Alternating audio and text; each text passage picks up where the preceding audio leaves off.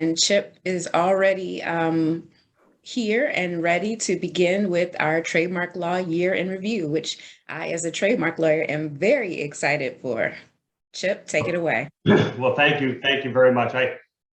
As I was adjusting my screen, I didn't realize that everybody can see me. So I'm very happy that I wasn't doing anything improper, like picking my nose or anything like that. So what a way to start the conference. But thank you for having me. And Esther, thank you for kicking us off with the Howard team. It's Esther and I have been practicing at Finnegan since 1995 together. So we've been together and we started at the same time. So it's quite an honor to still be working with Esther and of course to be presenting at the conference. It's been a very active year for trademarks. So we've got a lot of good stuff to cover. I know that, let me see, I'm going to try to share my screen. It's saying host disabled participant screen sharing. Is there a way we could put up the PowerPoint or to give me access to the screen sharing? Generally, people don't like me to share my screen, but I think in this case, there'll be an exception. I believe Tasha may be able to control that on her end. I apologize. It'll take me just a minute to set that. No problem, no problem. But I'll start. I'll give a little preview of what we're going to cover. So I'm going to cover a couple things that have happened. First is the Trademark Modernization Act. There's been a change to the Trademark Act, and that's very significant, and it makes a number of important changes.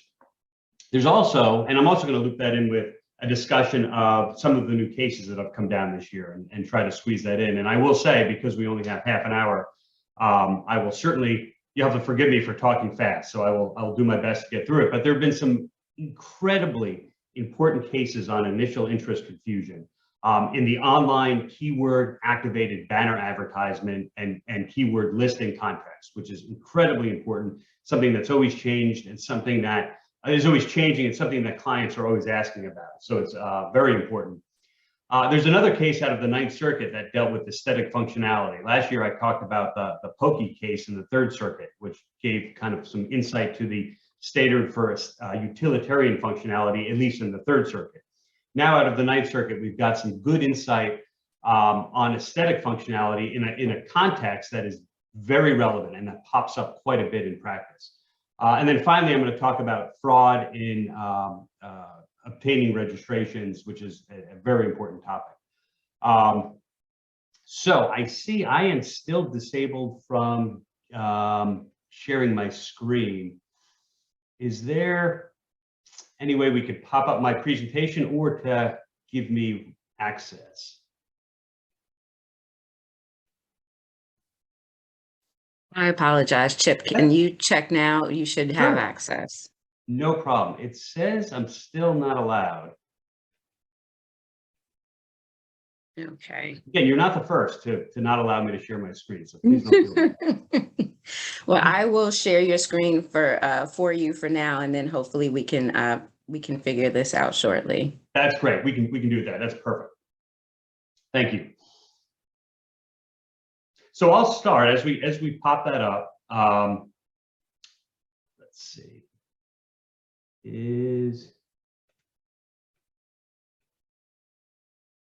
Now I'm not seeing that yet. I don't know if that's a fun. Is that up yet?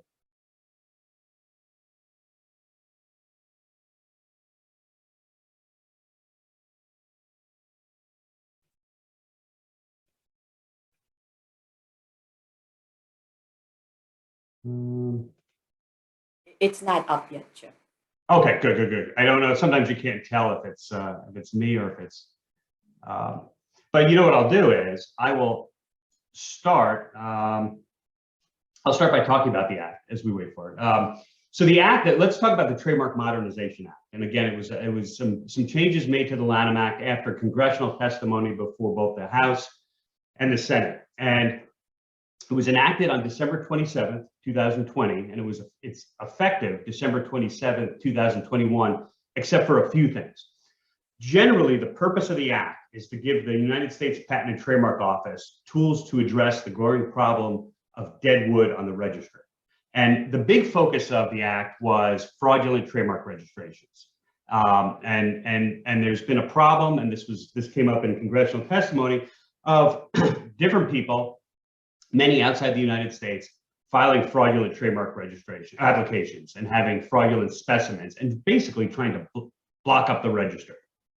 And so, in essence, I always like to try to think about how these topics tie into social justice. And this to me is a big topic for social justice because it's people unfairly blocking others from registering and potentially using trademarks for no valid reason, right? So it's a way to kind of block people unfairly. And it really makes things expensive for individuals, for companies, because searching becomes more difficult, registration becomes more difficult. And it's very hard to clear trademarks when there's a lot of stuff out there. And a lot of these applications, you have to spend time and money figuring out if they're legitimate or not. So the rulemaking by the United States Patent and Trademark Office went into effect to implement the Trademark Modernization Act. And it set out a couple big things, a couple big changes. First is expungement and reexamination. And those are two new things that have come out, and we're going to talk about those. That was effective December 18th. The second thing, non-use is now a basis for cancellation, not necessarily in the context of abandonment, where you have to show non-use plus an intent not to resume use, but just non-use. Third, letters of protest now have to be acted on within 2 months and have to be included in the record. And then fourth, there's a shortened time for office action responses, which is going to affect all of us. All right, I see that perhaps I've got, oh, look at this, I'm in. So now I'm going to share my screen. And can everyone see that? Yes. All right, excellent, thank you. I'm gonna, and okay, there should be, let's see, apologies, I want to make sure I've got, what you should see is something that says expungement and reexamination, is that right? Yes. Okay, fantastic. All right, so the things I just talked about, now we'll go through them. First, we have expungement. So expungement is a new procedure, and it allows a third party to challenge a registration by submitting evidence that the mark was never used in commerce. And it could be in connection with some or all of the goods or services. Now, expungement proceedings can be filed 3 to 10 years after the registration.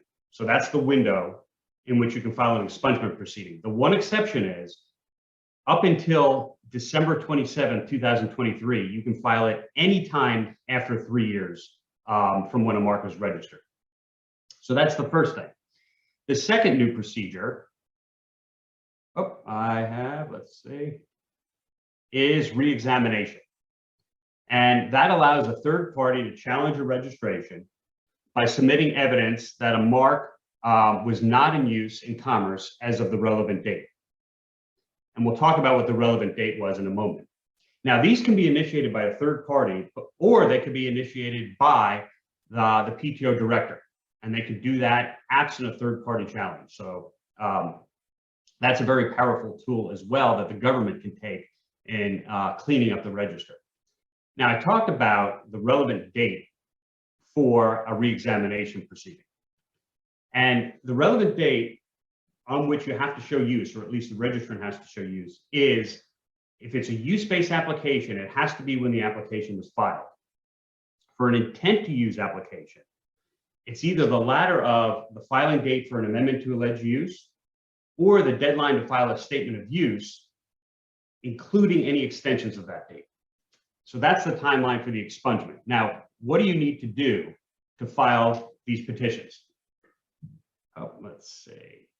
Okay, the petition has to have a couple things in there. Has to have a concise factual statement for the basis for requesting the relief. And what's very important there is you have to have evidence that you did a reasonable investigation to show there was no use. You can't just say, hey, look, I don't think this mark is in use. That's it. You have to show that you did some sort of a reasonable investigation, and that's the evidence to support the claim. And then you have to file $400 per class fee for every good and service challenge. And then there's some other standard information that you need in there. These are appealable. So you can do one of two things if you want to challenge the ruling. You can file a request for reconsideration, or you could appeal to the Trademark Trial and Appeal Board. I also mentioned that there's a new ground for cancellation, and that's simply non-use. And so 3 years after a registration issues, you can challenge it on the ground that it was never used in commerce. And with that petition, you have to include a $600 per class filing fee. And sometimes this could be quicker than an expungement proceeding, because a lot of time in these cases, they can be resolved on default. And particularly when you have a situation when it is in fact a fraudulent registration, well then it's fairly likely that the registrant is not going to respond to a petition to cancel. So this is really kind of a 1-2 punch. You can either go the expungement route, you can go the reexamination route, or you can do a petition to cancel. And so very powerful tools to really clear the register of this dead wood. Next thing is letters of protest. A lot of people have different views on letters of protest, on whether they're a good idea, they're a bad idea, and leaving that aside, because that is kind of, there's a whole school of thought on that. But the TMA also made some changes or perhaps clarifications to the letter of protest procedure. Now, typically, you can file a letter of protest on very limited grounds. You could say that the examiner missed your client's or your registration and not citing it. But now a letter of protest can include any ground on which the examining attorney could have refused an application. And one of those grounds, surprise, surprise, is non-use or fraudulent specimens. So that's something that you can do now in a letter of protest. Another thing that changed, so to speak, is that the PTO, the director, has to act on a letter of protest within 2 months of the letter's filing date. And it also is put in the file. So the letter of protest will be found in the file, but it's without prejudice on any other proceedings. You can still, it doesn't prejudice you if you're going to challenge a registration or an application in other contexts, either an opposition, cancellation, or district court action. The cost for a letter of protest is relatively inexpensive. It's $50 per letter of protest. So that was a change there. Another change, which scares a lot of people, is the time to respond to office actions. So now it's 6 months. Typically you get 6 months. Now that time is going to be shortened to 3 months. And on one hand, the benefit of this is if somebody is filing fraudulent applications or registrations, they're going to have to act quicker in response to office actions, and it will get things off the register quicker. So it will have this effect of cleaning up the register, which is kind of the theme of the TMA in large part. But people have to be careful, of course, because you don't have 6 months to respond to an office action. So it's incredibly important to report these things quickly, to tell clients about it. Now, if you're in trouble and you need more time, you can get an extension for $125, so you can get back to the 6 months. And again, the thought being that if somebody is a fraudulent filer, they're not going to spend money to get more time to respond to an office action. And so these new deadlines, because this is very difficult to implement, and because the PTO systems have to be changed, are not going to come into effect until December 1st, 2022. But trademark practitioners are going to be alerting everybody of that, I'm sure, and it's something to be very careful of, because 6 months, in my experience, can come quickly. 3 months is going to come and go very quickly. So have to be very careful on that. Another thing that changed, which is it's kind of off the beaten path of this whole expungement, non-use fraud issue, is irreparable harm. And that was something that the TMA tackles as well. Now, before the TMA, courts were split on the standard for injunctive relief in Lanham Act cases. And what happened was, basically the eBay v. Mercantile patent case came out. And that case said, even if you show success on the merits of your claim, on your patent infringement claim, that does not create a presumption of irreparable harm, which is critical in the trademark world because we rely upon irreparable harm to get an injunction. It's one of the key factors for getting an injunction, and that's the holy grail in a trademark case. You want to stop somebody from using the infringing mark. Now, before eBay, most courts would say that there was a presumption of irreparable harm on a showing of likelihood of success on the merits. Then eBay came out, and after that, things were a mess. The circuits were split. Some courts said, meh, we have to follow eBay, so therefore no irreparable harm presumption exists. Other courts realize, and I think rightfully so, that patents are quite different from trademarks, and the fundamental nature of them is distinct, such that eBay does not apply. Others threw up their hands and said, we don't know, we're not sure, we don't have to decide the issue. And so it was this circuit split, and it was a bit of a mess. And so this is something that Congress took up. And the TMA amended the Lanham Act to create the presumption, a presumption that is rebuttable, of course, that if you show success on the merits, or in the context of a preliminary injunction, likelihood of success on the merits, there is a presumption of irreparable harm. And I was actually quite fortunate to testify before the Senate on that.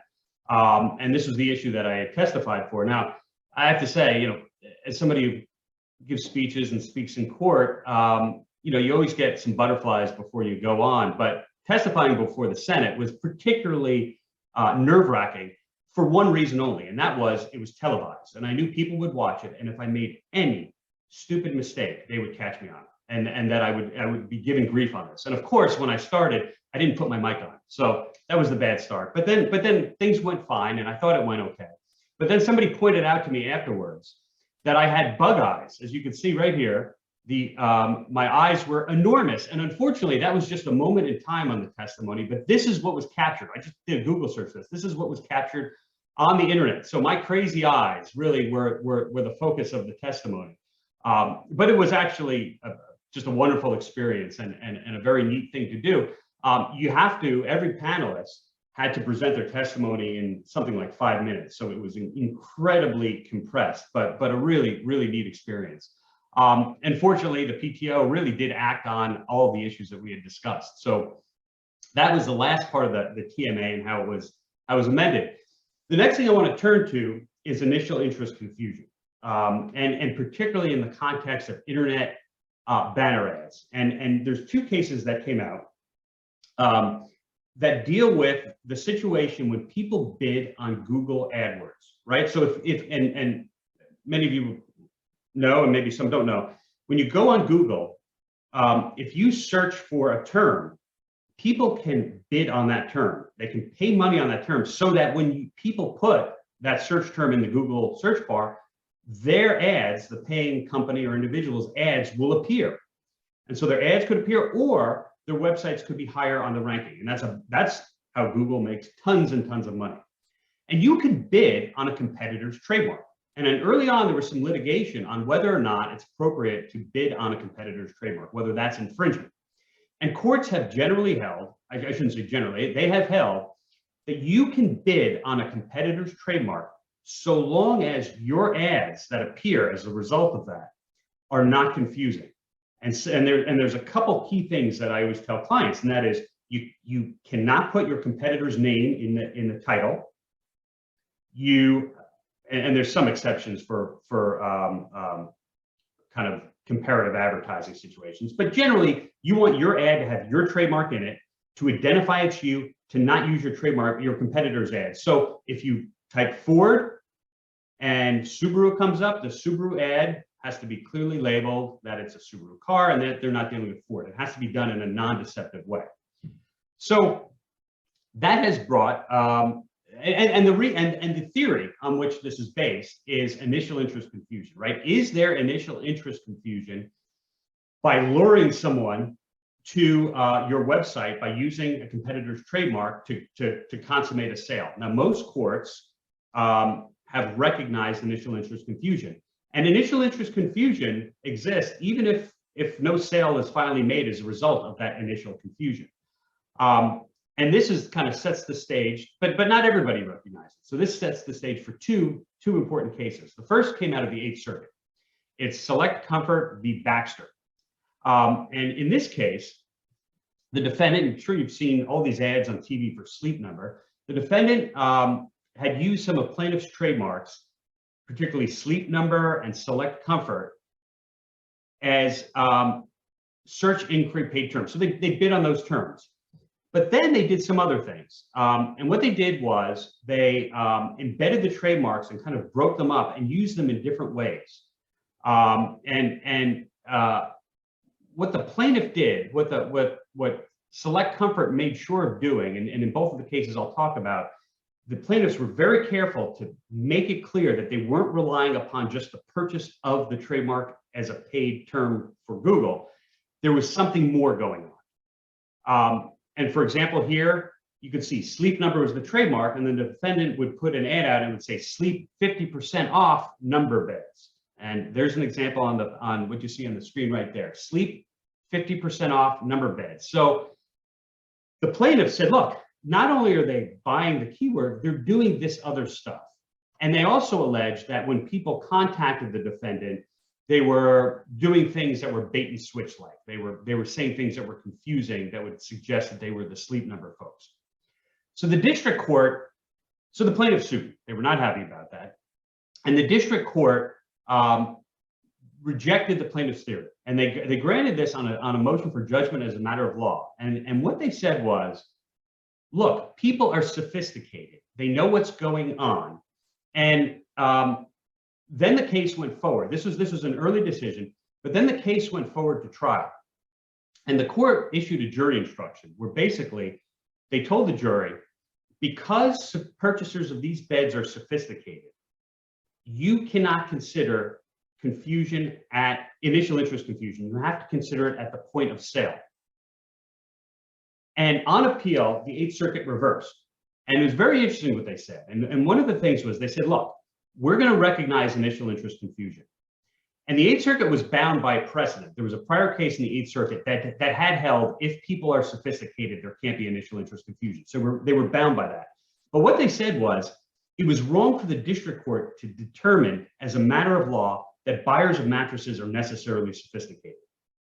And one of the things they said is, okay, on one hand, mattresses are expensive, so they cost a lot of money. We can see that they're going to be careful and sophisticated.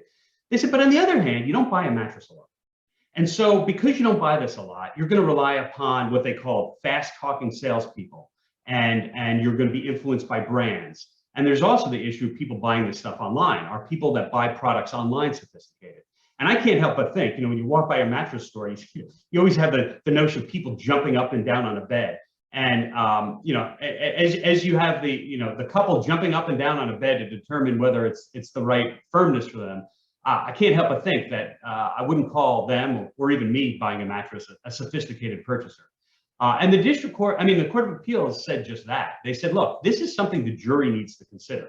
It could go either way, whether somebody's sophisticated. And in fact, in this case, there was a survey showing confusion. There were instances of actual confusion.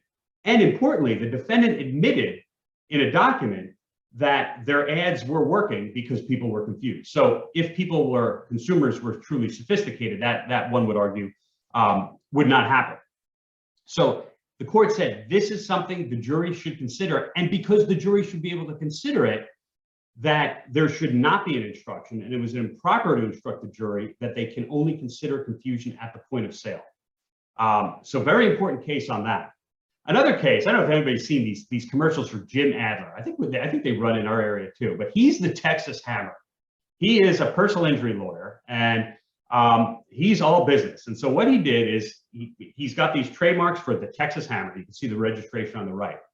The defendant was a company that did legal referrals, right? So what they would do is they would get people who need a personal injury lawyer, refer it to a lawyer, and in the world of personal injury, you get a cut when you refer business to a personal injury lawyer. And so they make their business by referring people to different lawyers in their network, and then they get their cut. So what they did was they went ahead and they bid on the Texas Hammer and other trademarks that Adler claimed were his. And they paid a lot of money for it so that their ads came up before Jim Adler's, so that they would come up high. McNeil Consultants would come up high on the search terms. Then they would show a generic ad. So you would type the Texas Hammer, you would see an ad. It didn't have the Texas Hammer on it. It didn't have any trademarks on it. It would just say, need a lawyer, and you click that. And what they would do is thing called click to call, where you click it and then you get right to McNeil Consultants. And according to the plaintiff, they would talk to people, not say who they were, and kind of bait and switch them and be kind of deceptive in not identifying that they were the Texas Hammer, and talk to them enough that they convinced them to use another lawyer. So the Texas Hammer was not all too happy about that. And turn your volume up, because I want you to see how mad and how serious the Texas Hammer is just generally. Seriously hurt and the insurance company's giving you trouble, give them trouble right back. Double trouble. Spokespersons for Jim Adler. Two Texas Hammers? Jim and Bill Adler? Now that's what I'm talking about. If you've been badly injured, give the insurance company double trouble and get the money you deserve. Every single dollar. Call us right now. Call 210-531-0000. That's 210-531-0000. My favorite part of that is the two Texas Hammers. You get not one, but two hammers. So Jim Adler and the two Texas Hammers are not to be messed with, and this case shows just that. Now here is the ad, right? So you type Jim Adler on the left, and on the right you type Texas Hammer, and those are the things that McNeil bid on. And then you can see you get an ad that says call 855 Texas Accident Lawyers, right? And you click that, and then you go to the call. And so you can see they didn't use the trademark. So the Texas Hammers sued in federal court in Texas, and the district court granted a motion to dismiss because what they said was, look, the defendant didn't use the plaintiff's trademarks in the ad. Look at the ad. You can see on the screen, it doesn't say Texas Hammer, it doesn't say Adler. So because people don't see the trademark, that in and of itself is not an infringement, and merely bidding on keywords is not enough. And so that purchase alone, the district court said, was not enough for there to be infringement. So Adler appealed, and the Fifth Circuit reversed. And what they said was, look, we acknowledge initial interest confusion. So that's something that exists in the Fifth Circuit. And then they looked at the law, not only in the Fifth, but the Ninth and 10th Circuit, because it's a bit more developed. And they said whether the ad has a trademark in it is not dispositive. And they looked at cases involving metadata, because there are cases involving initial interest confusion where the use of metadata did create initial interest confusion. And that's kind of invisible text that will bring a website up high on search terms. So they said it is something that's not dispositive, which is what the district court said. And then they said something interesting. They said, look, we know the trademarks are not in these generic ads, but that makes things worse, right? That causes more confusion because you don't know who you're dealing with. And so even though they didn't use the plaintiff's mark, they did it in a way that was quite confusing. Now, also in this case, there was a survey done that showed a fairly significant amount of confusion. So there was evidence of actual confusion in that matter.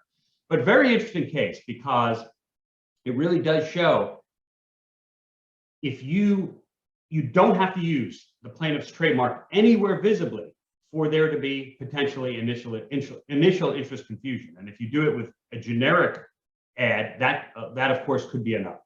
The key to both of these cases was it wasn't the keyword by alone enough. The keyword by alone that was sufficient for initial interest confusion and thus trademark infringement. There had to be something more, right? So in the case of sleep mattress, they had the trademark within the search terms just broken up.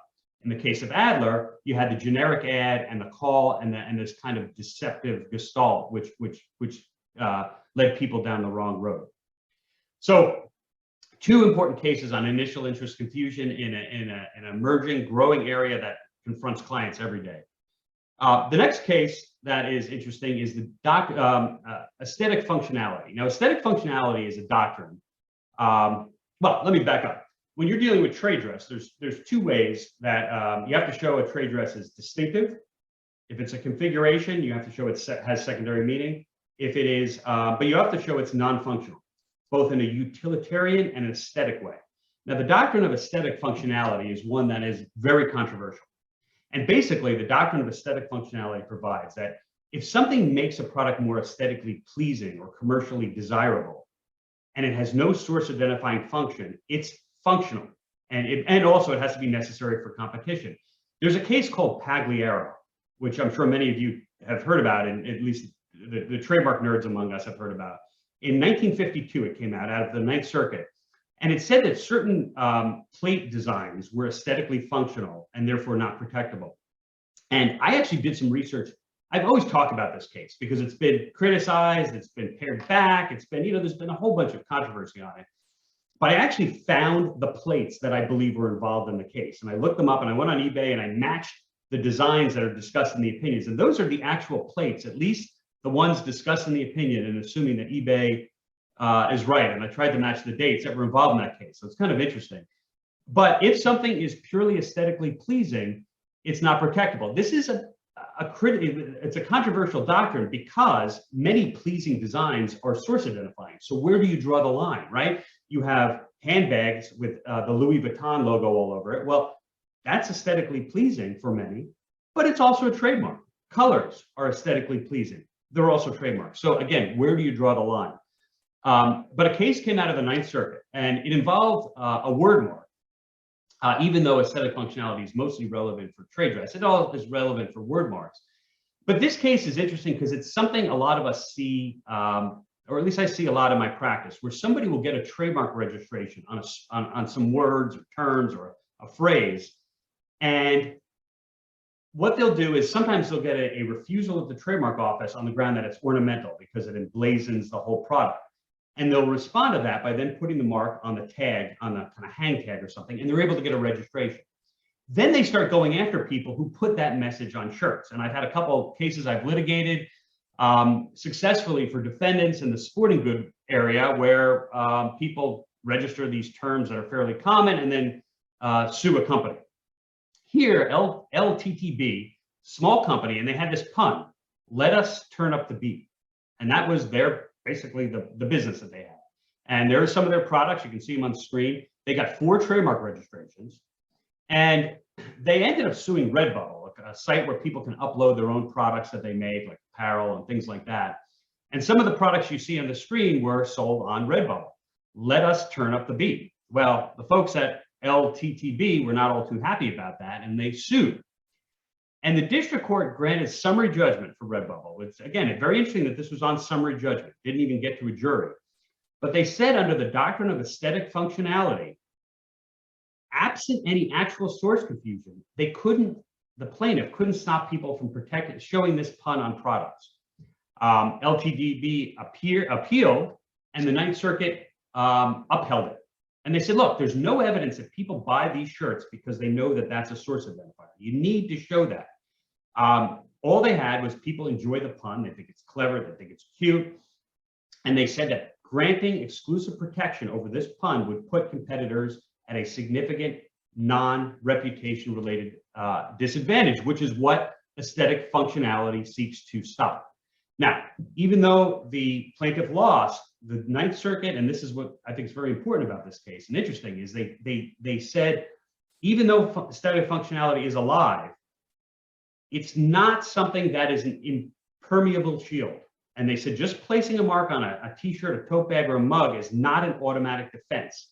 And what they said is nothing precludes LTTB from enforcing its rights against a defendant who markets its products in a misleading manner. Now, how do you do that? In a case like this, I think that's a very difficult thing to do. They would have to use it in a more discreet way, more maybe perhaps a branding sort of way. But all hope not lost for Let Us Turn Up the Beat, but it is very difficult for them to enforce their rights. And this actually, again, going back to social justice, there is this notion of people using trademarks to try to get copyright type protection. I've seen that a lot where they go and they try to register a phrase, a slogan. They get it through the trademark office because they put it on a hang tag or maybe where, in a pocket where logos normally appear. But once they get that, they then try to stop competitors from just simply putting a communicative message on a t-shirt, on a mug, on a pillow in this case. And it really is, it clogs things up and it makes things very difficult for individuals and companies to kind of clear marks and use them. So this kind of gives some nice clarity on that, because there were not a lot of cases that tackled this issue in the context or with the doctrine of aesthetic functionality. Most of the cases simply talked about whether there's infringement or confusion or not. So very, very interesting and powerful case, which I think will help a lot of defendants. Last thing I have is fraud. fraud used to be a very hot issue. Well, it's always a hot issue, but there was a case called Metanol many years ago, and the TTAB basically said a misstatement in the course of prosecution could be fraud, and it really put things up in arms, and it caused a lot of litigation over the issue of fraud. The Federal Circuit clarified that in a case called Bose, where they said, for fraud, you have to show an intent to deceive the Patent and Trademark Office. And what they said was, in dicta, they said it's situations involving a reckless disregard could satisfy the standard. And there was a recent case, which people really do need to be aware of, that kind of discussed and interpreted that. And this is the Chutter v. Great Management Group, it's TTAB. And there, the plaintiff, you can see on the left, they have a restaurant called Dan Tana's, and they challenged the registration for Dan Tana's, shown on the right. And what they did was, the defendant had filed a Section 15 incontestability declaration, and the counsel had falsely stated that there were no pending civil actions or PTO proceedings, when in fact there were. Now, it was very important. Obviously, it was an incontestable mark, so the